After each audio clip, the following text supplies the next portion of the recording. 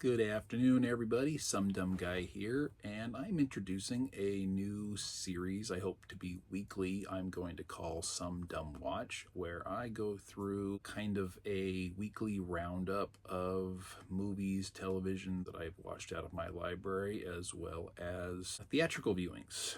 Just kind of a recap and some new watches, some rewatches, revisits, new purchases, old favorites, that kind of thing. Nothing out of bounds. We're just going to go through it and see what's what and do a little discussion as far as my opinions on them. Hopefully you'd all like to join in. Is anything else that you've seen yourselves? Any comments you'd like to make on what I've watched? So forth and so on. Get a little dialogue discussion going. So I'm a little bit behind on getting this started. I played the procrastination game a little bit, I think. So what I'm going to start with, had everything set aside, is for the week of September 30th through October 6th. So that will be week one. We will start there. I'm going to play a little catch up for a couple weeks, and then I will do weekly releases hopefully after that. I'm aiming for every Monday. So we'll see how that plays out, and yeah, maybe I'll make that happen. So anyway, we're going to get started. Movie number one. I'd seen this movie once before, rented it from the video store back when I was in high school. Watched it, hated it. And I mean hated it. Did not understand what the appeal was, its longevity, its reputation, so forth and so on.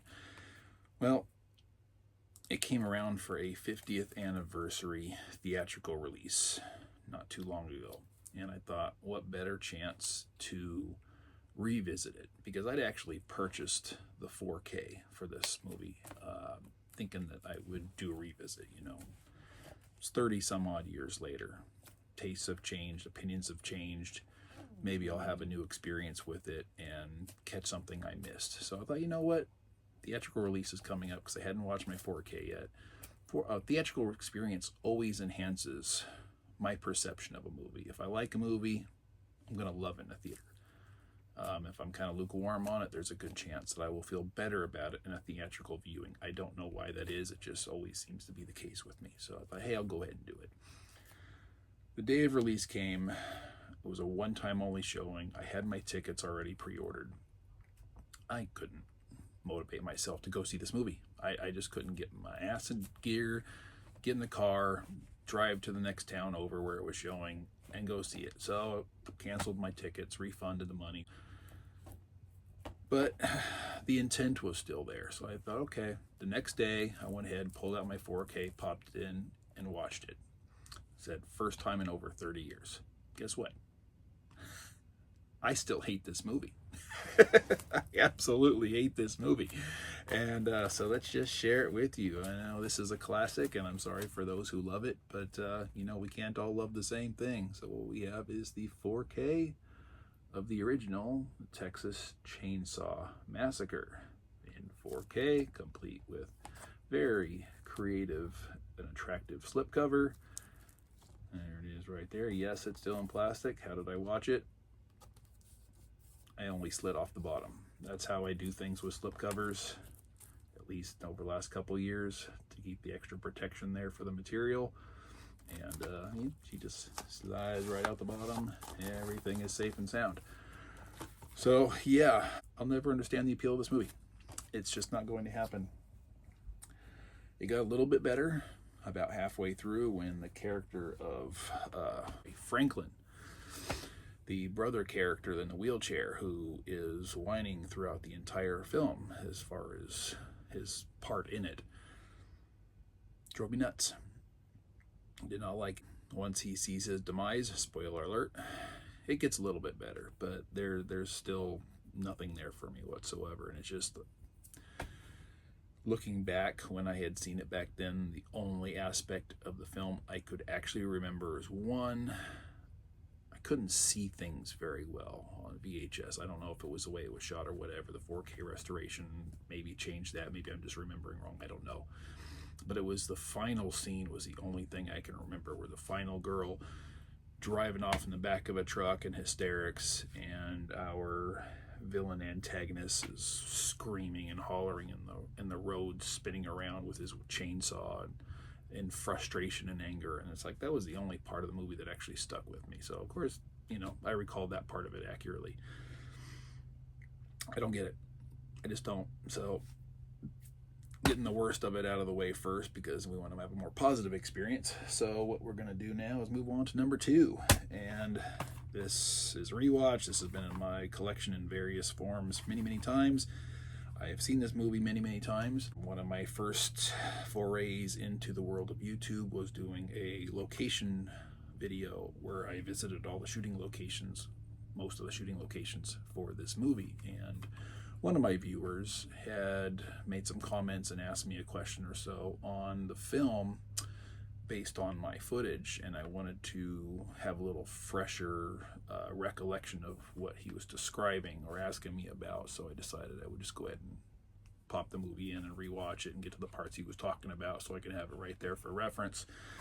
And so it just ended up becoming a random rewatch, and what we have here is Friday the 13th Part 3D, as it is officially called.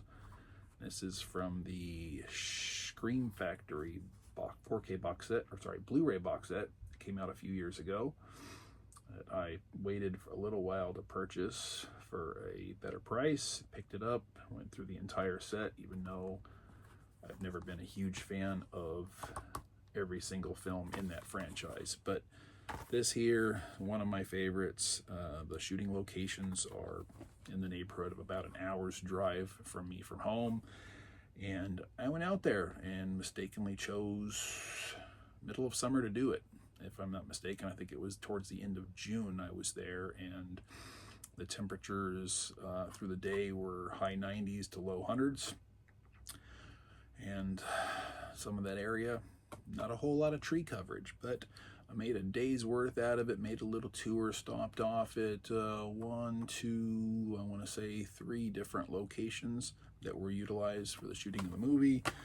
Released them on my channel as my debut in little bits and pieces, and then just decided to put it all together into one supercut. Spit it out, and it happens to be my most watched video on my channel to date. So thank you all who have seen that, liked that, and commented on that. I always appreciate the ongoing interaction there. So fun movie for me on that one. I've gotten a kick out of that. Movie number 3, one that I had seen a number of times as a kid on cable. Came out, watched a few times, it faded away as all films do.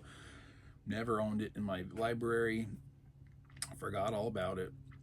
And not too long ago, I say within the last year or so, I believe, Vinegar Syndrome did a 4K upgrade release on it, and as Vinegar Syndrome is wont to do, it was incredibly high price. So although it was on my radar, I held off for quite a while, and I kept my eye on it. DeepDiscount.com ended up putting it on their website, and it was cheaper than everywhere else. And of course, I think I've even featured this one in one of my unboxing videos recently. Didn't have the fancy slipcover or whatever, so it was considerably cheaper. And then they had a sale. I went ahead and grabbed it. I decided to give it a rewatch fairly shortly after getting it, and you know, remembered almost everything about the movie, which I was surprised because I hadn't seen it since mid-80s. But it is the 4K of Daryl. So really cool, period appropriate artwork on the cover there, on the insert. I like that one. Yeah, just a great overall film. This one was from 1985. And you would recognize this young boy from The Never-Ending Story and Cocoon, which are his 3 most prominent roles. Also recognized him a couple weeks back. He was very briefly featured in an episode of the original Incredible Hulk TV series from season 4, I believe it was, or possibly the beginning of season 5. Yeah, this is actually a very touching movie. I like that one. Next up, we have another new acquisition that I recently picked up and shown on one of my unboxing videos. It's a DC animated film. I watched it for the first time.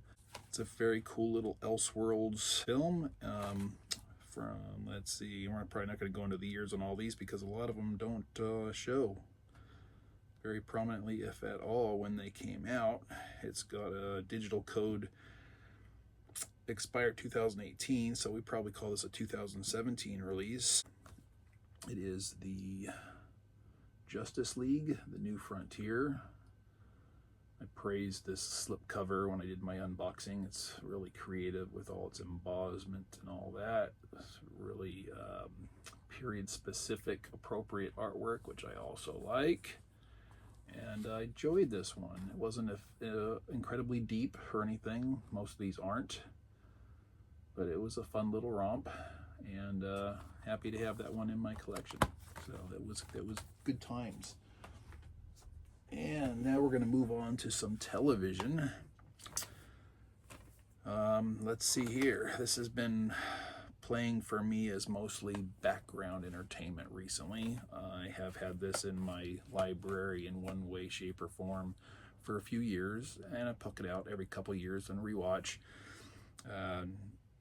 Got a Blu-ray upgrade not too long ago, probably, I don't know, 4 years ago, give or take, and now this year it had a 4K release, which is getting very mixed responses as far as quality goes, so I think I'll probably be sticking with my Blu-ray set, which overall I'm very happy with, aside from the change in the aspect ratio, which is, you know, easy to get over really quick as far as that goes. But I've been working my way through it, and as of the time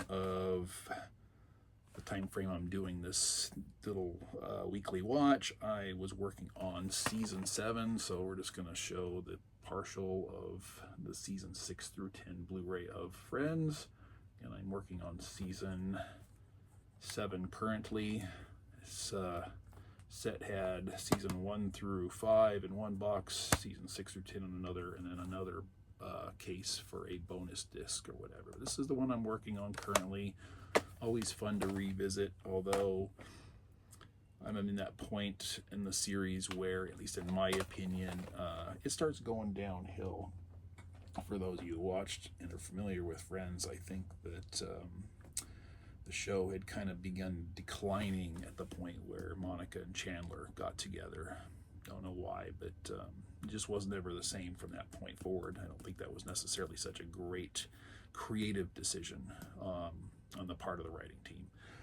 But that's that. And next up, another recent acquisition featured on one of my unboxings. So this would be a first-time watch for me.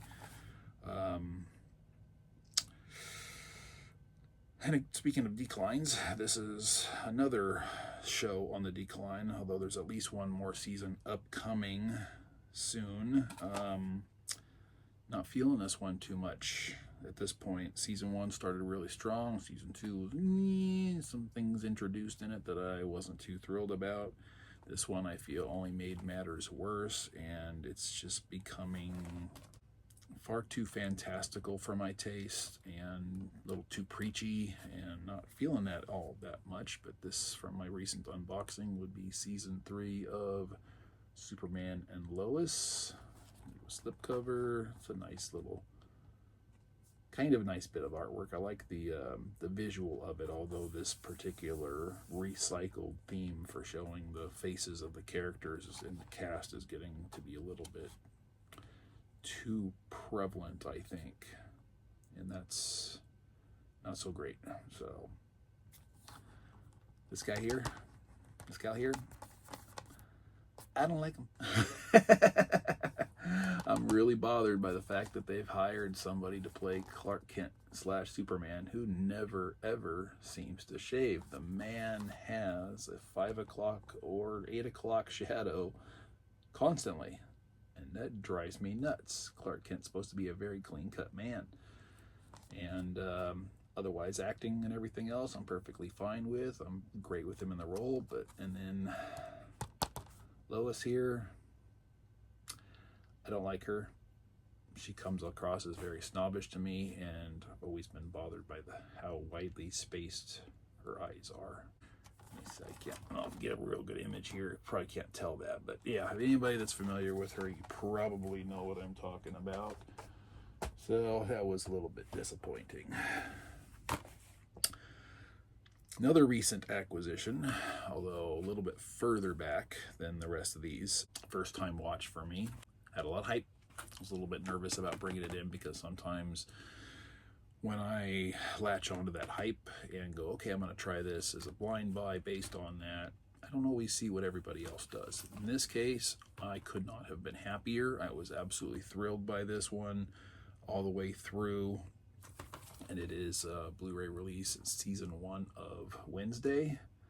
I think Jenna Ortega absolutely killed it in this role.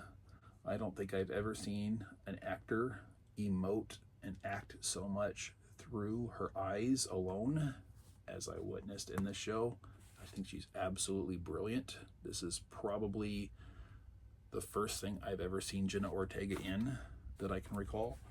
And yeah, I'm eagerly awaiting season 2 now that I know that it's coming, and just overall, mesmerized by what she's done in this show. And I'm glad that it's kind of at least loosely connected as a sequel to Tim Burton's Addams Family movies, that it's kind of a continuation a la Cobra Kai kind of thing in a way, being that it's a TV series sequel to movies and picking up the torch and running with it. It's just really loving this and looking forward to season 2.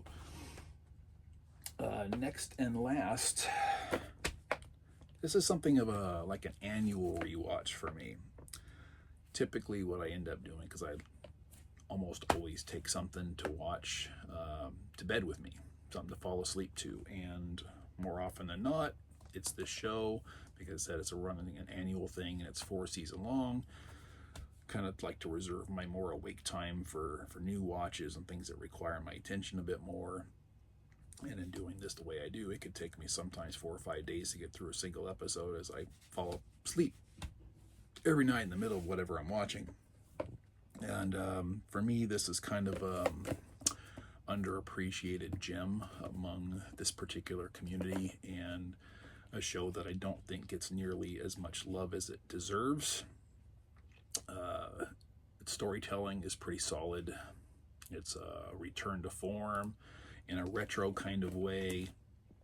Its visual effects work is almost superb for being a network TV show, and the money that was put into it. It got canceled, I think, way too early. And even though most people claim only the second half of the show at best was worthwhile, very fond of it in its entirety. And I will always sing its praises in the face of hatred. But what we have here is Star Trek Enterprise, complete series, seasons 1 through 4, in a nice big bulk set. And I know I've gone through this before. A lot of people hate this particular kind of case. I don't care. I love it. It's very space saving. Yeah, so this is loose. Does it hurt anything? No. All the discs fit firmly. Nothing is stacked in this particular one, but they're all very accessible, easy to remove, easy to insert. I used to have this on DVD in its original release. It took over twice as much room on my shelf to store that. And now I have it on Blu-ray. It takes up less space. It looks better. It's beautiful. Star Trek Enterprise for the win. Yeah. It's not my favorite Star Trek, but it's my most rewatched Star Trek, and I'm perfectly okay with that. So, that's that for this time. And I said, anybody have any comments about what I've watched? Anything that you've been watching recently you want to share? Let's get some comments and engagement going, okay? Thank you very much for watching. You all have a nice day. Take care. Bye-bye. Hello, postscript to this video, and it is now night. I realized during my editing of this segment that, although I mentioned it, I forgot completely to include it. I mentioned it during discussing Daryl and the lead actor in that I missed out on my present other viewing of The Incredible Hulk Blu-ray Season 4. I've been working on this one for a while, about 2 to 4 episodes a week. It's been going on for a few months when I've been able to be consistent with it. And this is something that I've been working on. I have since finished Season 4, but I'll be including including that, and don't want to miss anything. So we want to be thorough around here. So anyway, that is that. Thank you very much, and good night.